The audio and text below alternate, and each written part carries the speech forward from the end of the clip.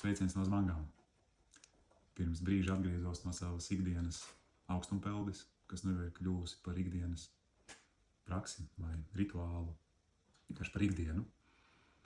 Un tā ikdiena šeit paiet tādā savā ritmā, kurš jau ir izveidojies tāds ar rīta veselības dzērienu, tādai organisma aktivizācijai un ar augstumpeldēm, ar šeit pat Zvangās malta kakao svētbrīdi un fizisko darbu, jo saimniecība ir liela un vienmēr šeit ir ko darīt un darbu pie datora, esot dabā, ejot pie dzīvnieciņiem. Mums starp citu ir 2 zirgi, 7 vistas un 2 zosis.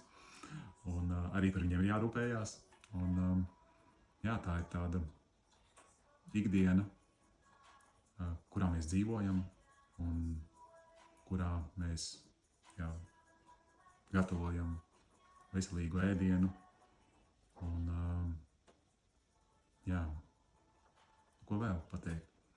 Ja sajūti, ka vēlies tam pieskarties un arī kaut ko integrēt savā ikdienā, kas tev varētu palīdzēt dzīvot veselīgāk, piepildītāk, tad droši brauc ciemos un pievienojies mūsu ikdienai.